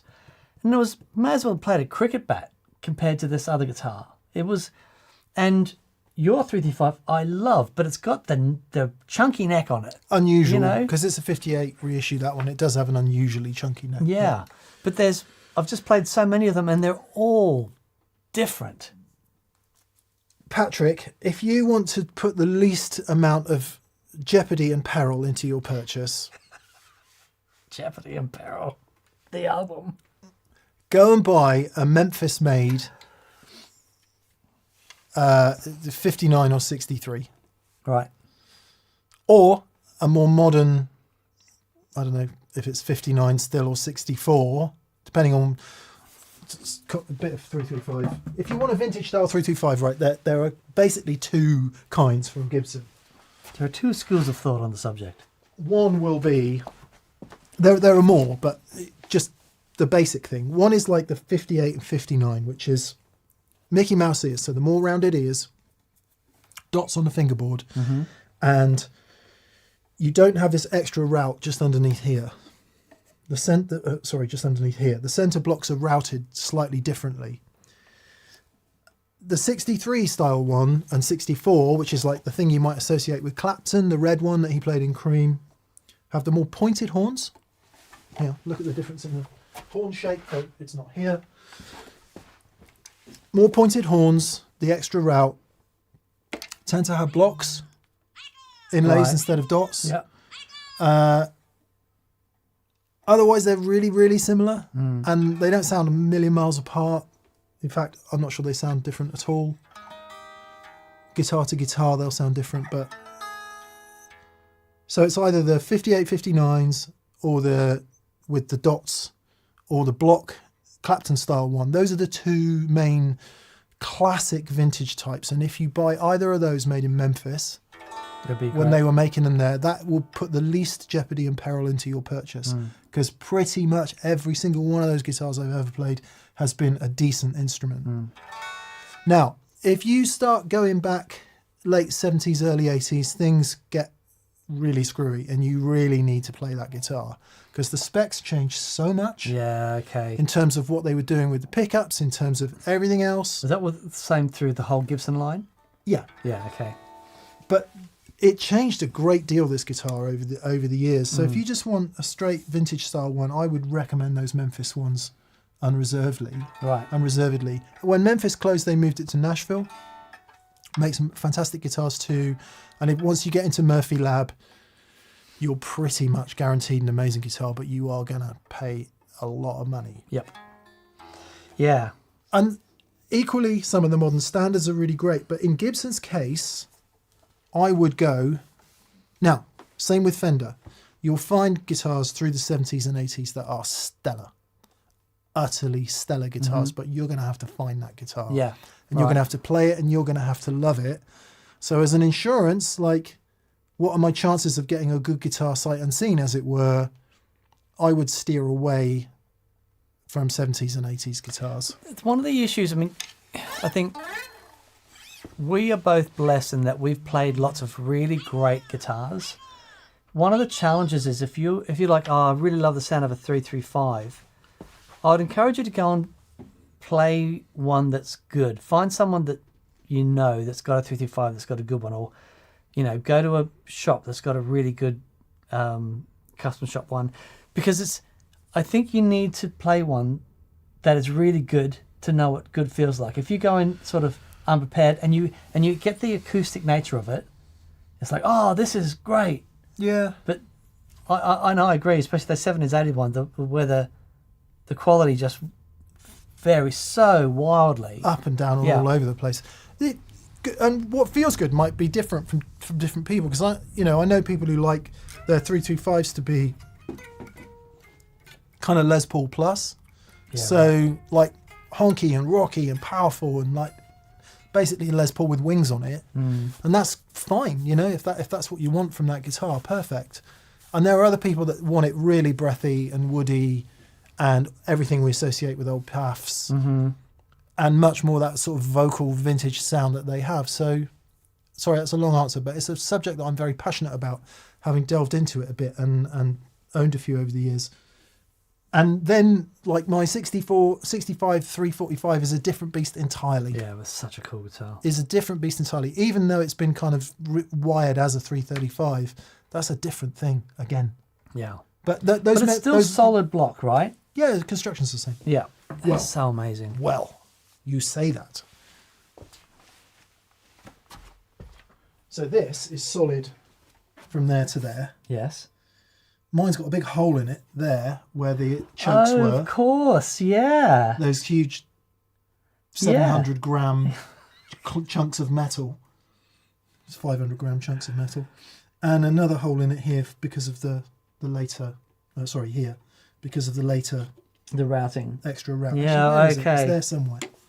It's there somewhere. Right. Yeah. But I don't have enough good things to say about the Memphis era 335s. Good luck. Good luck, mate. Good luck. See what people are saying. Gary Jovanovic says, my dream 35 was the 76 and I had a 2014 custom shop. They are worlds apart in terms of feel and sounds. And he says the early 70s to 80s have a 1 5/8 nut. Yeah, so it's a traditional nut where it's 1 5/8 and 1 11/16. And if you do the maths, one is wider or thinner than the other. 5/8 is... 5/8 or what? 11/16. Yeah, that 11/16 is wider than 5/8. Mm-hmm. Yeah, there you go. 40 Watt Podcast says, I have the Sunburst version of that Memphis 58 ES 335 and it is glorious. Oh, it's an amazing guitar. Amazing guitar. Yeah, it's a really good It's guitar. the one guitar that I think, why don't I have a 335? You know, and just... My daughter's coming home from uni soon and we want to do a little jazz thing. Just, you know, away in a little corner somewhere, a little jazz bar. It's like... and I've got that old Washburn jazz guitar that my dear friend Johns gave to me many, many years ago when he left to go to Australia. And it's a great thing. But like a really nice 335... It's arguably not many things you can't do with a 335. Yeah, it's the ultimate guitar. Apart from I think from a it's probably, telly, it's the ultimate guitar. yeah. I mean, you can do, you know, Tom Green, the jazz he played on a Telecaster, Untouchable. You know that Ted Green. Tom Green, Tom Green, the lesser known artist. Yeah. You know, That's his brother. his brother. Played baritone flute. Andrew Jones says, is a Collings i35 a good shout? Yes, it is. Yes. Oh my. Collings are crazy, like hilariously expensive at the Yeah, moment. but they're so good. Brilliant guitars. Brilliant guitars. Anyway, we could keep going on.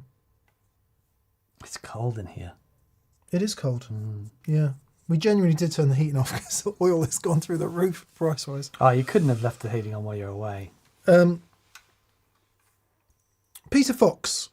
There's a 0.5mm neck pocket gap on the side of a $2,000 guitar. Do you care? Yes.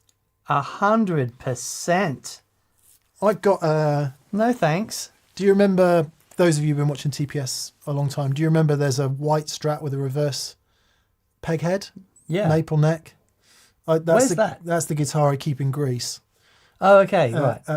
At Catherine's mum's house, so I got a guitar to play when I'm there. And it has a gap at least that big on the bass side of the neck pocket. Okay. And it annoys the shit out of me when I look at it. But it's a good guitar. The thing is, it's a good guitar. It plays great and it sounds good. So, but on a $2,000 guitar, yeah, I care. Yeah. Absolutely. I remember talking to Roger Mayer about this. And he said one of the things that he used to do with Jimmy's guitars is that he would take the neck off and sand it flat, like to a mirror finish. Same thing with the pocket, so that the connection was perfect. Right. And sort of really wind those screws in. And one thing that I love that a lot of modern builders are doing is they're putting those threaded inserts into the neck so that the screw isn't threading into the wood of the neck, it's threading into the insert. Yeah, Matt's which got that on it's some of his guitars. So great. Monty's Matt. So great. Yeah. No! Everything you change means it's different. So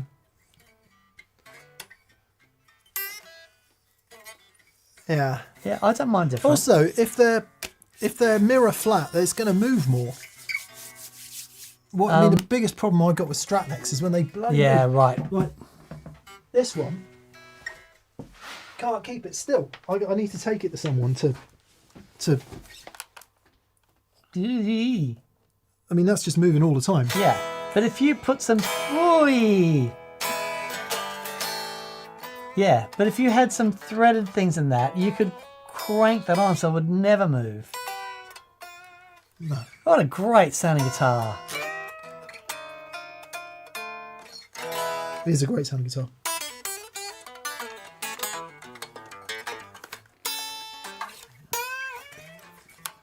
Yeah, but you hear it. It's moving. Just moving all the time. So I need to take it to someone who can solve that little problemette for me. That's one thing I Bit of super glue, just don't want to do myself.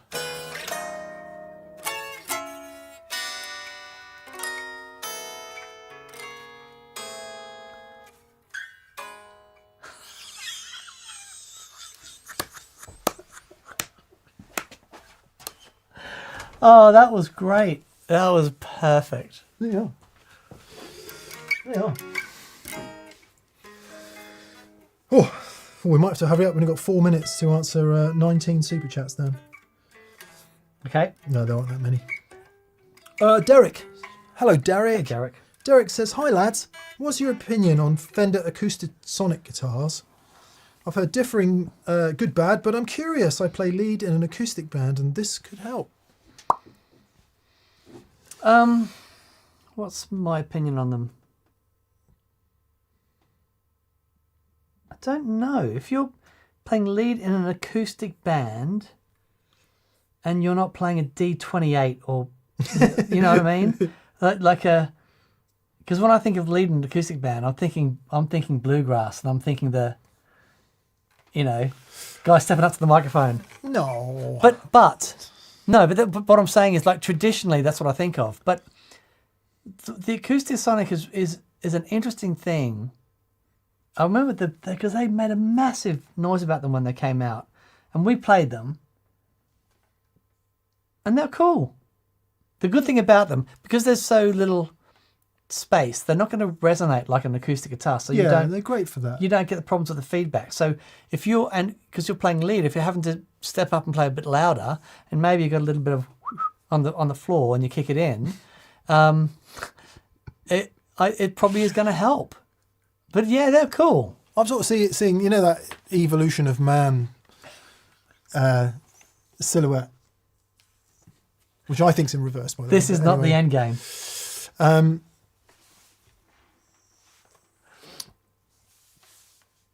And let's say, for the sake of argument, and there will be a lot of argument, you've got acoustic guitar and electric guitar. Mm.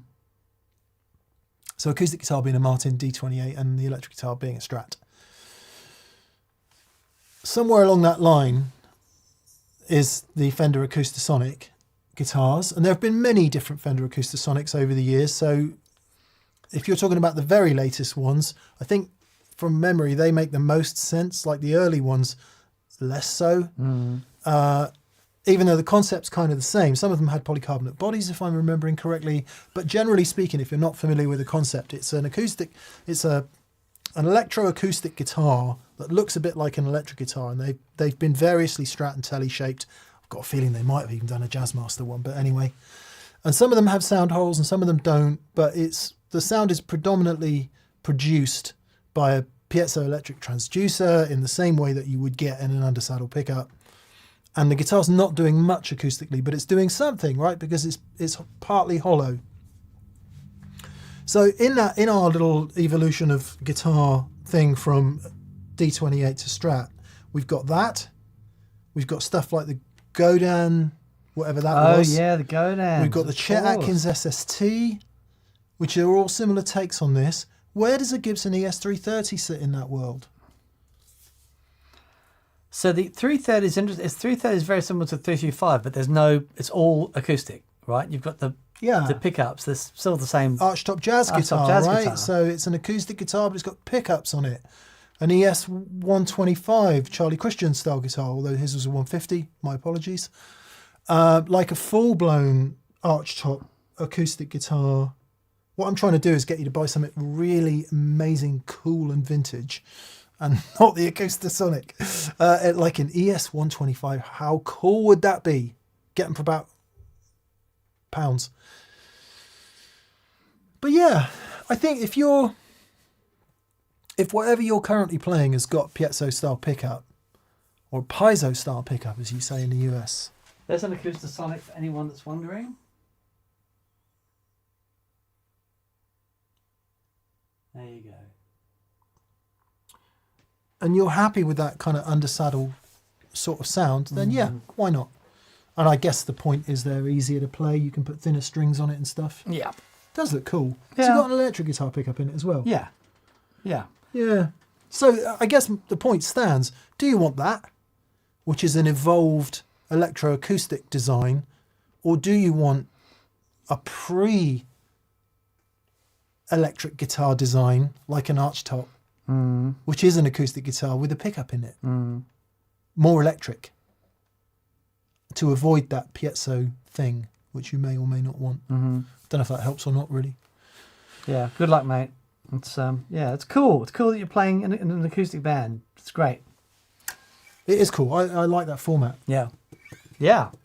And I guess what I'm trying to say is, even though it's an acoustic band, you have to have that Acoustasonic thing plugged in. You won't hear it if it's Yes, not that's plugged right. in. So it's not a fully acoustic band. Therefore, if you are plugging in, Yeah. I'd be inching towards a Casino or a Yeah. 150 or a... Yeah. Get a Dobro. Or the what are the tricone National, guitars? yeah. The national, yeah. Yeah. Actually, did Dobro ever do a tricone? Not sure. Interesting. Go play some. Play some. Saw Albert Lee on the 8th of May, says Johnny T. Looking forward to Philip Sace and Eric Johnson. Oh, God, I've got to get in touch with Philip Sace. He was supposed to be coming on and then had a problem and couldn't come on. We've reached out to Eric, but no luck. He puts his tube screamer before his fuzz face. We've got to try that. I don't understand how that works. No, it doesn't work. Well, I beg to But differ. what's his fuzz face? An old black one. But is it silicon? He likes the silicon ones. Yeah, so it might be because that will work better. Yeah. We'll see. We'll see. He always used to like the silicon ones. Yeah, enjoy those gigs, Johnny. Adam Lockett Hey, Adam. says, hi, D&M. I've been really enjoying Brothers Landreth and Ariel Posen's newest releases. Are there any other similar artists that you'd recommend? Thank you. Angine de Pontrine. I listen to both those guys a lot, and my Apple Music puts up people it thinks that are similar, Right. and none of them are. No. No, they're very special. Yeah. Yeah, I really love what our Ariel's doing at the moment with Ash Oh, Sohn. oh my word, it's so cool. Really cool. It's so impossibly cool. And Brothers, obviously, just... It's so freaky they are genuinely one of my favourite bands, and then to be mates with Joey is properly freaky. Yeah. I had a really good chat with him the other night. So We had a big catch up because I didn't get to spend any time with him when he was here, apart from when he was, when we were hanging out here. We just sort of missed each other, so we had a big catch up the other night. It's really sweet. nice. Yeah, it's lovely. Nice. So yeah, I guess if you do listen on something like Apple Music, oh God forbid Spotify, presumably it throws up suggestions for you to listen to other stuff. What else? What does it throw up? Is it Teskey Brothers? I always get they come up alongside Brothers Landreth, and lots of that sort of Americana music. So Casey Musgraves usually comes up, Sarah Jarose, but then that's because I listen to a lot of that stuff. Aoife O'Donovan, but then you can go back as well. Listen to JJ Cale, listen to what was the band with the big guy in Little Feet? Oh yeah. All sounds really different because the production was so different. Yeah. But that's where that music comes from. Yeah, hopefully some suggestions coming through in the chat. Yeah. There's an artist called Emma Hana who I really dig. Nice. And she, last time I talked to her, she was going to come on the show at some point because she is doing a tour out here. But she's got the Madison thing, you know, just otherworldly talented, astonishing guitar player, and just writes these songs that just wonderful. There's a lot of good music out there. There really is. There really, really is. George Lau, thank you, Dexter Big B. Lowell George. Lau George. Listen to Joey's solo stuff as well. If you've listened to Brothers Landreth, listen to Joey's solo records. That's probably the closest thing of all, obviously, because it's him singing and playing the guitar. Yeah. And finally this evening, Johnny T. It says the Beatles bought 3 Savile Row and apparently are making it a museum. Amazing. Oh wow! Nice. A museum to what? Clothing? I guess Isn't that the clothes centre? Beatles. It is. Savile Row is where the tailors are. When I was buying my wedding suit, just for a laugh, I went down Savile Row because I wanted a tweed suit. Right. And I went into one of the places and I said, just out of interest, where do your tweed suits start? And he said, about 3, I think he said. I was like, and he smiled. He knew that it was nowhere near it. And bless him, he told me where to go. Next. Not sling your hook, mate. He said, I get it. This is ridiculous money. And so if you want something similar and you want it nice, go here. And he told me where to go. And he was really helpful and he wasn't condescending. Oh, that's lovely. And I thought that was a nice touch. Very good. Very nice touch. Very good. It wasn't £3, by the way.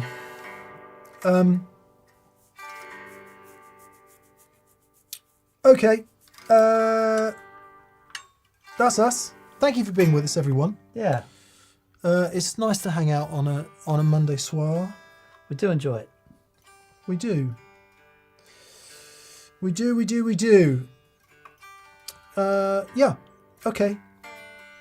BV, thanks so much Thank you, BB. for everything. 3 Savile Row was where the Apple office was, where the rooftop concert took place. Oh! I didn't know that. I didn't know that's where it was.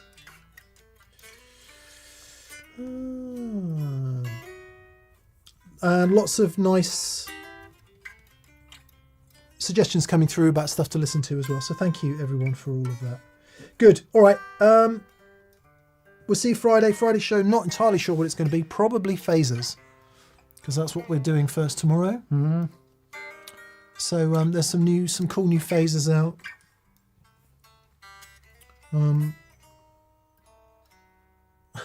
Dormant says, but you won't share with us. Hey Mick, where do I get a nice tweed suit? I don't know if it's even there anymore. On the corner of Piccadilly, and whatever that road is, that is Green Park. That might be Green Park. Right on the corner of there. There's a shop called Cordings, or there used to be a shop called Cordings, and Eric Clapton bought a stake in it many, many years ago because it was going to go out of business. And I went in there and they fitted me up with a nice tweed suit, which was a fraction of the price of the one that I was looking at in Savile Row. So there we are. Cordings. I don't know if they still exist. I hope they do. Lovely. Good. All right. See you next week, everyone. Dan, See you, everybody. you know what to do. I need to get some new percussion instruments, really. We could use this Chase Bliss Big Time box.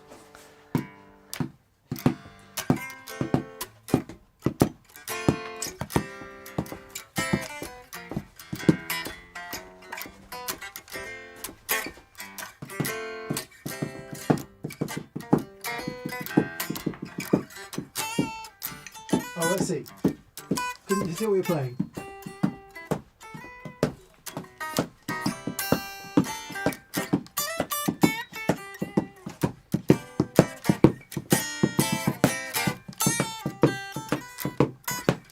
Don't know which is me bass drum and me snare drum.